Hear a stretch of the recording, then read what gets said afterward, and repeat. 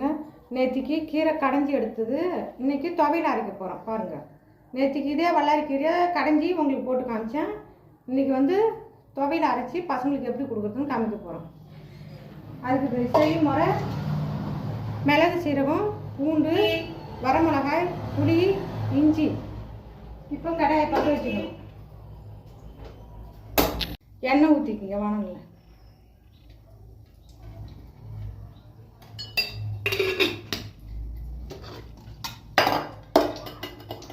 மிளகாய் போட்டுக்கணும், இஞ்சி, மிளகு, சீரகம், இஞ்சி போட்டுக்கணும்.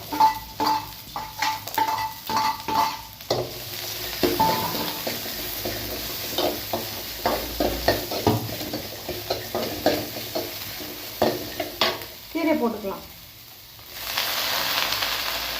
நல்லா எண்ணெயில் விட்டு வதக்கிக்கலாம். நல்லா வதக்கி எடுத்துக்கலாம். பாருங்க, நல்லா வதக்கிடுச்சு.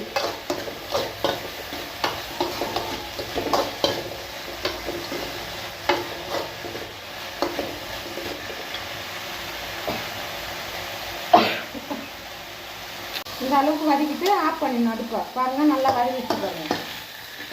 நல்லா ஆற வச்சுக்கணும். நான் வந்து அம்மியில் அரைக்க போகிறேன், நீங்கள் மிக்சர் அரைச்சிக்கலாம். அம்மியில் வச்சு நல்லா அரைச்சிக்கணும். ஃபஸ்ட்டு மிளகாயை வச்சு அரைக்கணும்.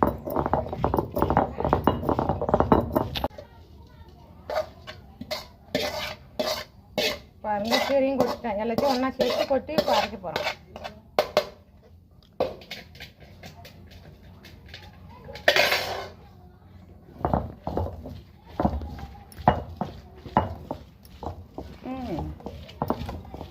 உப்பு புளி வச்சு அரைச்சிக்கணும். இந்த அளவுக்கு மைய வச்சு உப்பு புளி வச்சு அரைச்சிக்கணும். இந்த அளவுக்கு இதை பாருங்க அரைச்சாச்சு. வாங்க ஒரு தாளிப்பு போட்டுக்குவோம். கடாயை பற்ற வச்சுக்குவோம். எண்ணெய் ஊற்றிக்கணும். தேவையான அளவுக்கு எண்ணெய் ஊற்றிக்கணும்.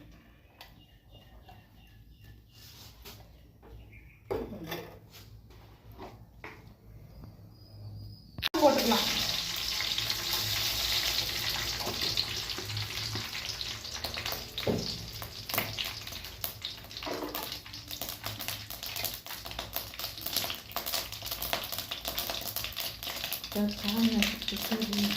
ஊறுகாயை தள்ளிக்கலாம்.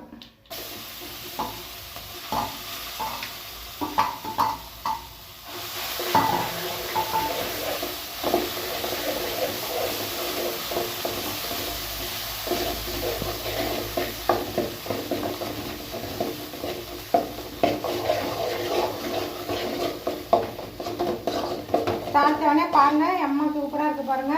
ஊறுகாய் துவையல், வல்லாரி கீரை துவையல். வாங்க சாப்பிட்லாம்.